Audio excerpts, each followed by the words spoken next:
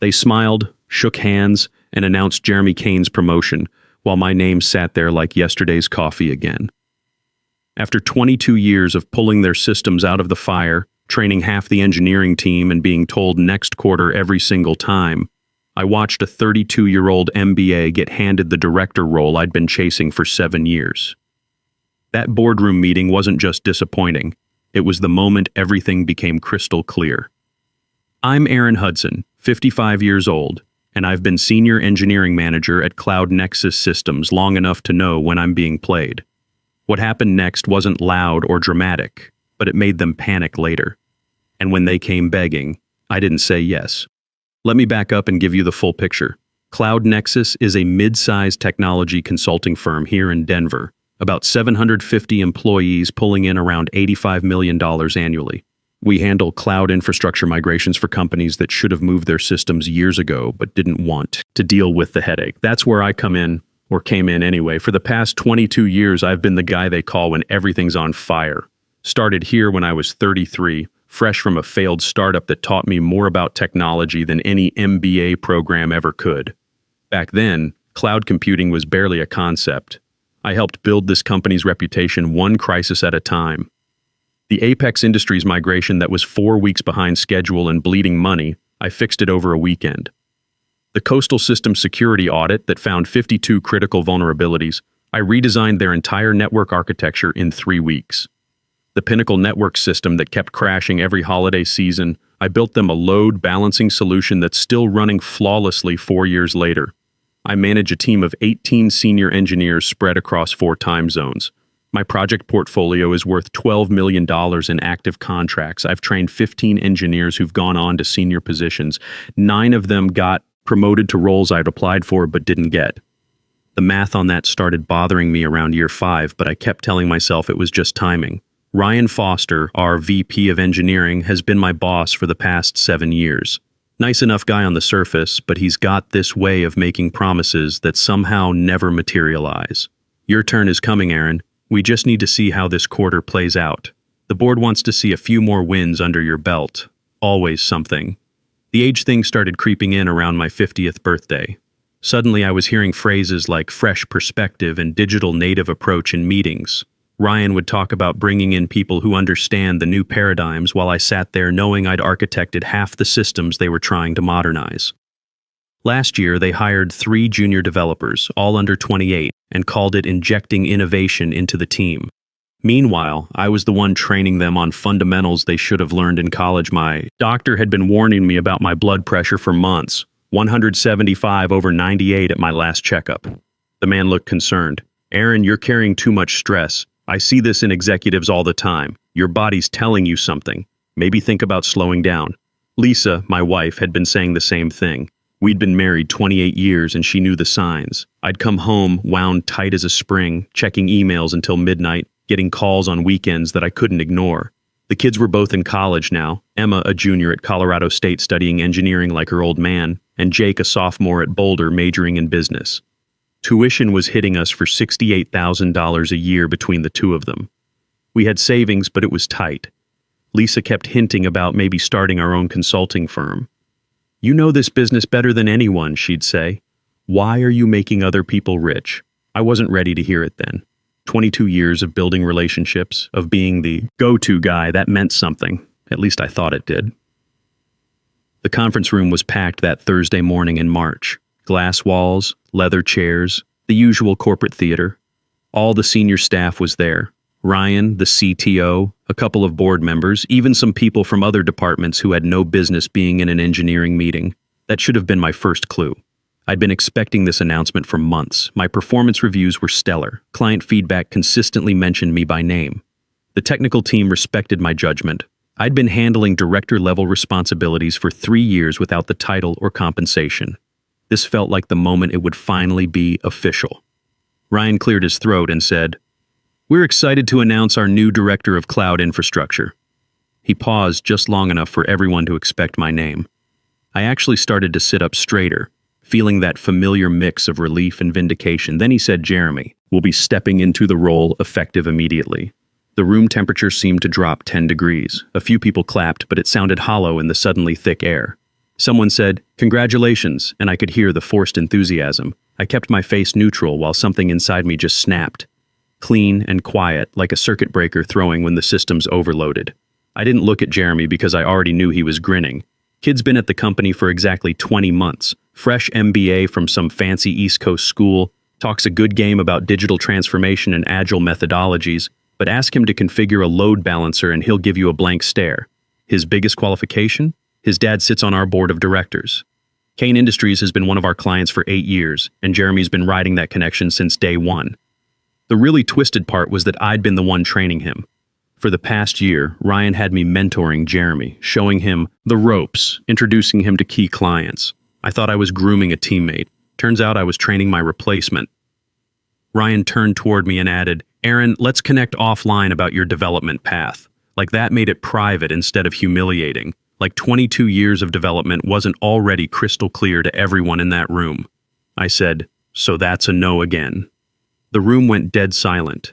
You could hear the air conditioning humming, the subtle buzz of fluorescent lights. Everyone suddenly became very interested in their notebooks. He replied, "It's not a no, it's about timing." "This is the 8th time you've said that," I said. First time anyone had counted out loud. I watched a few people shift in their seats, probably running their own mental tallies. Ryan shifted in his chair, looking uncomfortable. "These decisions are complex, Aaron. There are a lot of moving parts." "Who's making them?" I asked. Simple question. Should have had a simple answer. Someone coughed. Jeremy studied the table like it contained the secrets of the universe. A couple of board members exchanged glances. Ryan said, "Let's keep this professional." I am being professional. I'm asking why the guy who saved the Apex migration and trained 15 engineers wasn't even considered for a role that's basically what I've been doing unofficially for 4 years. That's when the real humiliation hit. Not because of what Ryan said next, but how easily he said it, like he'd practiced this line in the mirror. "Aaron, you're invaluable where you are," he said, smiling like it was a compliment. "The team depends on you. Our clients trust you. You're the backbone of this department. We need you anchored in the technical side." I nodded once slowly. "So I'm valuable enough to fix disasters, but not valuable enough to prevent them." He didn't answer. Just moved on to the next agenda item like I hadn't spoken. Started talking about quarterly targets and client satisfaction metrics while I sat there, processing what had just happened. That was the line. Not because I didn't get promoted. I'd been dealing with that disappointment for years. It was because they did it publicly, formally, and without shame. After 7 years of next quarter promises, after building half their client relationships personally, after being the guy everyone calls when the impossible needs to happen, they handed my job to someone's kid and expected me to smile about it. The meeting dragged on for another 30 minutes. Strategic initiatives, resource allocation, the usual corporate word salad. I took notes like I always did, nodded at appropriate moments, asked clarifying questions when needed, professional to the core. But inside, something fundamental had shifted. The meeting ended like they always do. Chairs scraping, people avoiding eye contact, Jeremy getting pulled aside by leadership while I gathered my laptop and walked back to my desk. A couple of people patted my shoulder and mumbled apologies as I passed. "Sorry, man," whispered Dave Martinez from Network Security. "That was rough. You'll get the next one," said Maria Santos from the database team. Well-meaning but wrong. There wouldn't be a next one. I was finally seeing the pattern clearly. By the time I sat down at my desk that afternoon, my inbox already had a message from Ryan with the subject, "Quick Sync." I didn't open it. I knew what it would say. Some version of the development path conversation. Maybe a token project to make me feel valued. Definitely another promise about future opportunities. Another email came from Coastal Systems asking if I could hop on a call. Their new deployment was acting up again. I replied, yes. I always replied yes. But as I typed that 3-letter word, I realized something had changed in how it felt. Here's what I realized driving home that night, sitting in Denver traffic with my blood pressure probably spiking again. For 7 years, I'd been playing their game by their rules, waiting for recognition that was never coming, hoping that if I just worked a little harder, stayed a little later, fixed one more crisis, they'd finally see my value. But they already saw it. They just didn't want to pay for it. Lisa was in the kitchen when I got home, grading papers at the dining table. She teaches fourth grade at the elementary school down the street, has for 16 years. When she looked up and saw my face, she didn't need to ask how the meeting went. They gave it to Jeremy, I said. She set down her red pen and sighed. Not surprised, just tired. I'm sorry, honey. I know how much you wanted it. 22 years, I said, loosening my tie. 22 years, and they give it to a kid whose biggest accomplishment is having the right last name. So what now? That was the question, wasn't it? What now? I could stay, keep being the backbone of the department, keep training my future replacements, keep watching younger people get promoted while I solved their mistakes. Or I could finally listen to what my wife, my doctor, and apparently my blood pressure had been telling me. I don't know yet, I said, but I was starting to. That night, I sat in my home office looking at 22 years of work. Performance reviews that consistently rated me as exceptional, client testimonials that mentioned me by name, projects that saved the company millions, training records showing the success of engineers I'd mentored, and promotion applications, 8 of them, all rejected for one reason or another. Nothing about my behavior changed in a way anyone could point to. That's why nobody noticed what had shifted. I answered the same tickets, joined the same calls, solved the same problems. But I stopped volunteering context. When someone asked how a fix worked, I gave them the solution, not the methodology. When leadership asked if a client issue was resolved, I said yes without adding the background that explained why it would stay resolved. When junior engineers asked for guidance, I answered their specific question and stopped there. I kept my tone steady and my calendar full, but I let decisions land where they belonged instead of quietly absorbing them myself.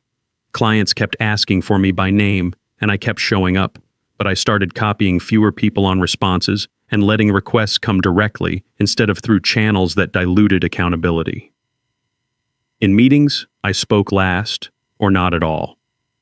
When I did speak, people listened differently. Funny how that works. The less you say, the more weight your words carry. But the real change was in how I started documenting everything. Not for revenge. I'm not that petty. For clarity. I wanted to understand exactly where my effort was going and who was benefiting from it. I started saving things differently, labeling files with purpose instead of convenience, tracking dependencies like weather patterns, not to control them but to understand what happens when conditions change. I noticed how often people said the process when they meant me. How often they said, we'll circle back when they meant they had no idea what to do next. I didn't correct them. I let the language do its work. The Coastal Systems account was a perfect example. They'd been having intermittent connectivity issues for weeks. Every time their system hiccuped, they'd call the main support line, get transferred around for an hour, and eventually someone would escalate it to me. I'd diagnose it in 10 minutes, implement a fix, and send them a brief explanation. What I started doing was documenting exactly what happened each time. The original call time, how long it took to reach me, what the actual problem was, and how long my fix took. Then I'd note who was supposed to own that type of issue according to our org chart versus who actually solved it. The pattern was embarrassing. Jeremy's team was supposed to handle level 3 infrastructure issues. In practice, they'd poke around for a few hours, generate a lot of email traffic, and then quietly ask me to take a look. I'd solve it. They'd send the client update, and everyone moved on like that was normal. Requests started stacking up faster than usual, not because I slowed down, but because I stopped smoothing edges that weren't mine to smooth. When something broke, I fixed it, documented the fix, and moved on without announcing the save. When questions came in after hours, I answered them during business hours and ended threads instead of turning them into training sessions. People adjusted. Some became more precise with their requests. Others grew frustrated without understanding why. Leadership kept holding meetings that sounded confident but felt thin. I listened without offering reinforcement. Jeremy started showing the strain after about 6 weeks. He'd been coasting on the reputation and relationships I'd built, but when clients had technical questions that required deep knowledge, the cracks started showing. During a video conference with Pinnacle, Networks, their CTO, asked about database failover protocols for their upcoming migration.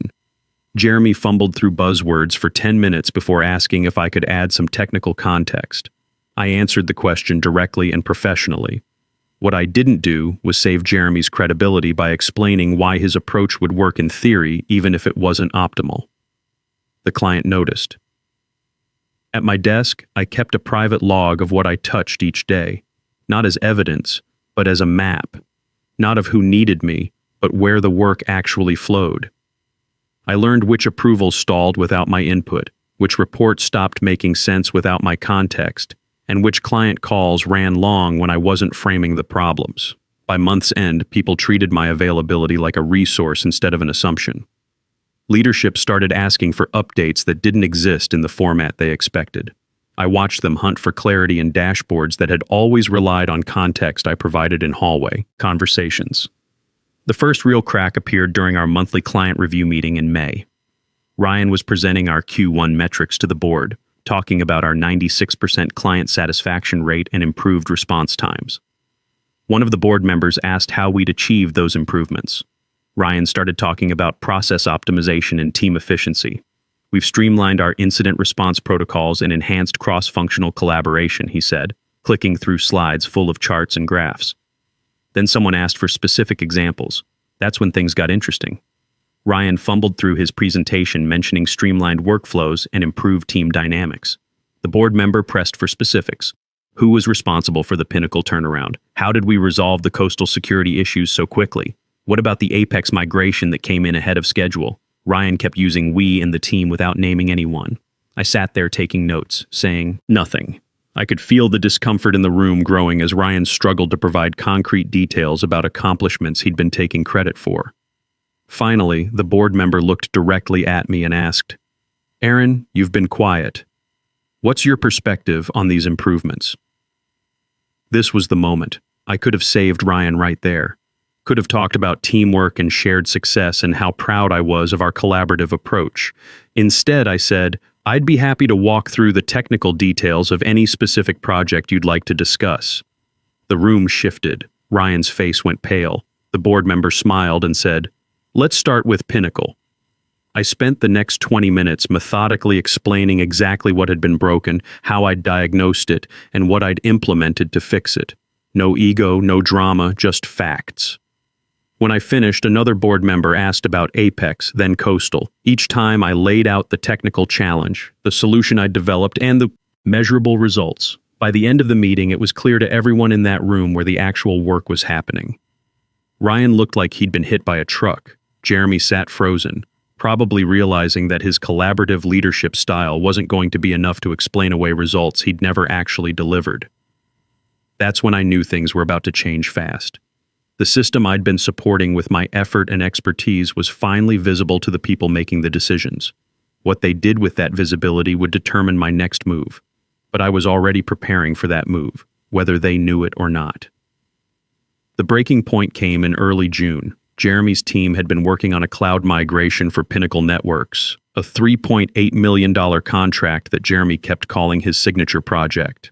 3 weeks into the migration, Pinnacle's entire customer database went offline during peak business hours.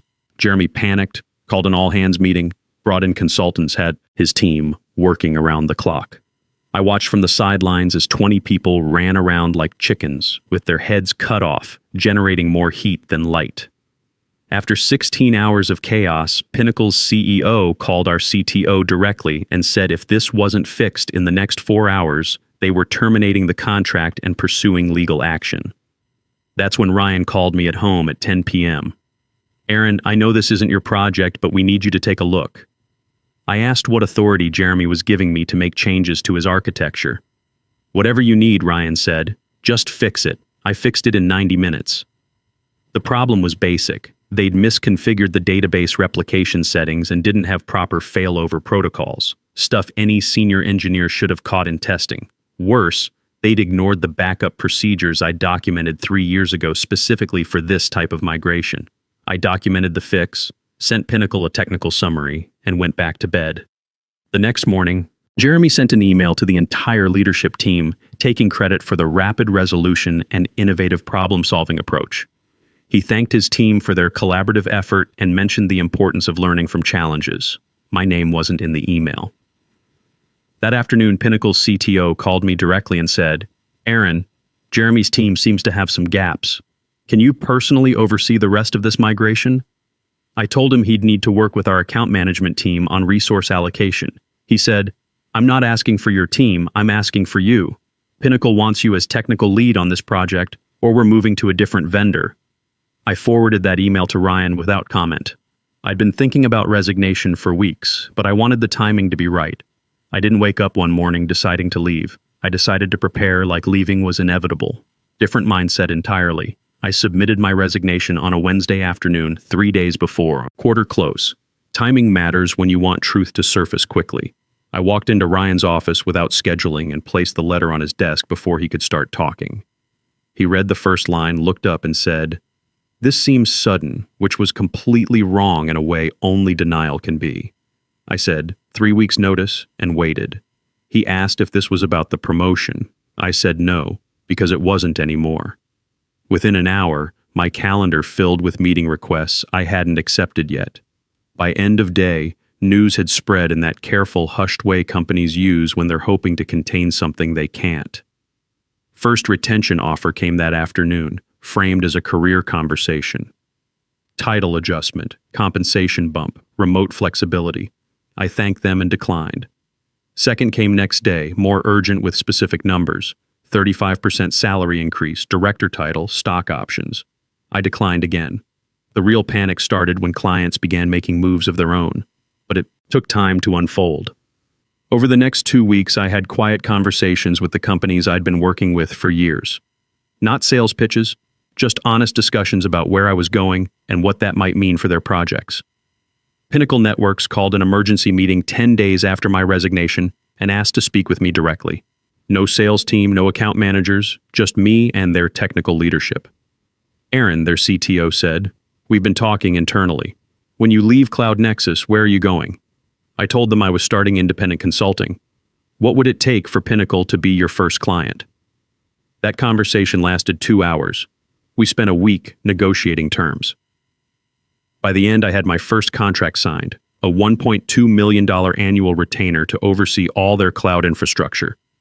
More than my Cloud Nexus salary. Word travels fast in our industry, but it takes time to build momentum. Over the next month, Coastal Systems called with a similar proposal, then Apex Industries. Then 2 companies I'd never worked with directly, but who'd heard about my track record through the technical community. By my final week, I had $2.1 million in confirmed contracts for my first year and a 3-month waiting list for new projects. Cloud Nexus leadership made increasingly desperate offers. Equity partnership, technical founder role, my own division. Ryan even suggested they could restructure Jeremy's position if I stayed. I declined everything politely and professionally. Final day, I closed what I could, sent transition notes, turned in my badge. Walking out, my phone buzzed with a message from Apex asking if I'd landed somewhere new yet. I didn't answer right away, stepped into the elevator, doors closing, felt the building recede without drama. Calls didn't stop after I left. They multiplied over the following months, each voice more desperate than the last. Ryan called weekly for the first month. The CTO offered to double my last salary. The CEO personally drove to my house with a contract that would have made me the highest paid employee in company history. I told him the same thing I told everyone else. I'm not available. The collapse took 4 months to fully unfold. Within 8 weeks, Cloud Nexus lost their first major client when Pinnacle declined to renew. Coastal Systems followed 6 weeks later, citing concerns about technical expertise. Apex Industries terminated their contract early after Jeremy's team failed a security audit. By month 4, the company had lost $8 million in contracts and was scrambling to restructure. Jeremy's team couldn't handle the technical complexity without my guidance, and clients weren't interested in training someone else's staff on their own time and money. The company reorganized twice in 6 months. Ryan decided to pursue other opportunities. Jeremy got moved to a project management role with no direct reports. 8 months later, I'm running Hudson Tech Solutions with 4 full-time engineers and 12 clients. My smallest contract is worth more than my old salary. My largest is $1.2 million annually, Pinnacle's full infrastructure management deal. Lisa was right about starting her own firm. The stress is different now. Better. My blood pressure is back to normal. Last checkup was 125/82. My doctor was impressed. Emma graduated last month, got a job with a startup in Austin. Jake's doing an internship this summer with a firm that actually values experience. The tuition pressure is easing. Last month, I ran into Ryan at a conference. He looked tired but professional. We talked briefly about the market, the challenges of scaling technical teams, the importance of recognizing talent early. No tension, no hard feelings, just two professionals who'd learned different lessons from the same experience. The story people like to tell about situations like mine ends with vindication. Someone admitting they were wrong, asking forgiveness. That didn't happen and didn't need to. Real ending was quieter. Realizing that moment in the boardroom wasn't the loss I thought it was. It was the release. Humiliation didn't diminish me. It clarified the terms. Everything that followed flowed from that clarity. Sometimes the best revenge is just being right about your own worth. They spent 22 years teaching me that loyalty flows upward while recognition flows to connections. I finally learned that expertise flows wherever you decide to take it. The greatest mistake they made wasn't undervaluing my contributions. It was assuming I would always be there to fix what they broke. I'm freezing.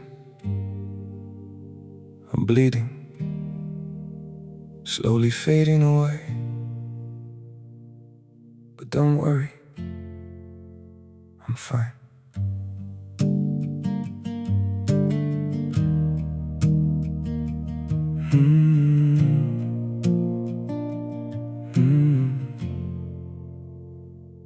The cold has settled in my heartbeat, like winter living in my veins. Every breath feels numb and fragile. Every smile just hides the pain. I'm breaking quietly in silence, falling slow without a sound. Yet I keep saying I'm okay, while my world burns to the ground. I'm frozen here, I'm bleeding slowly, dying piece by piece inside. But I still whisper, it's alright, just to keep you from goodbye. I'm shattered, love, but don't you worry, I'll pretend till my last breath. Even while my soul is fading, I'll say everything's okay. Maybe pain just learned to live here. Maybe sorrow feels like home.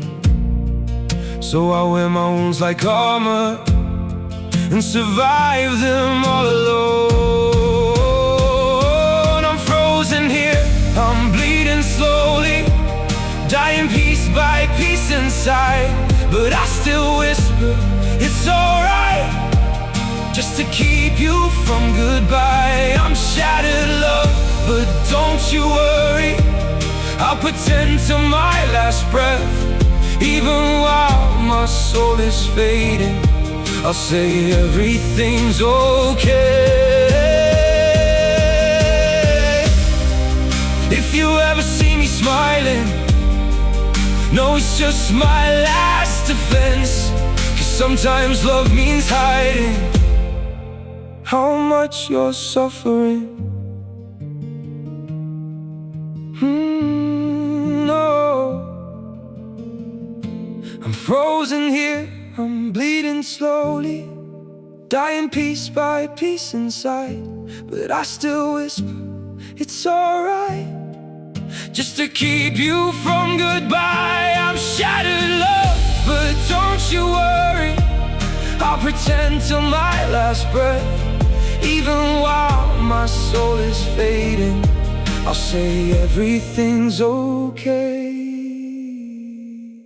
It's okay.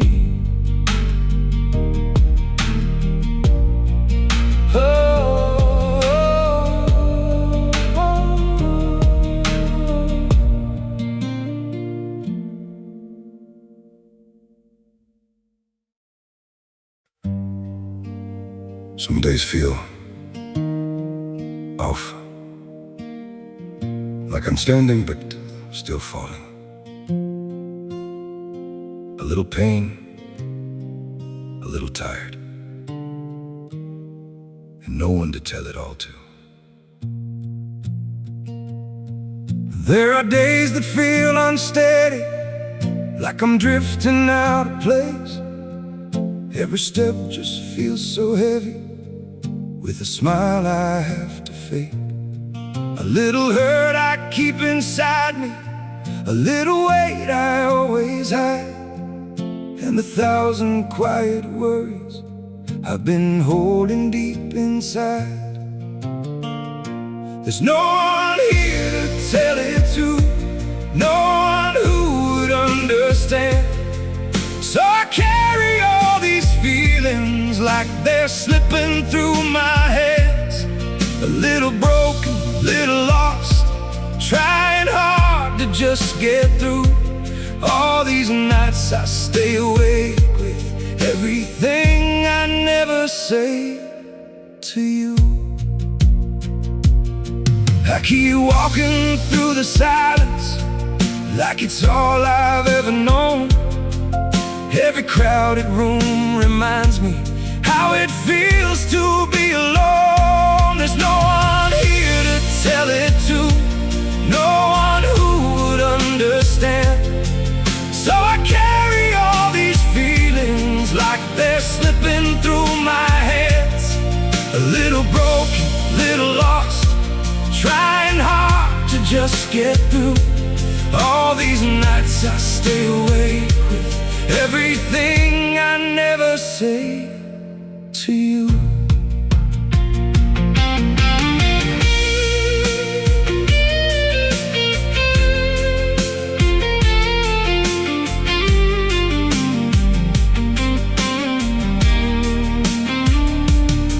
Maybe one day I'll be stronger, maybe I'll learn how to speak, but for now I keep it buried in the parts of me too weak.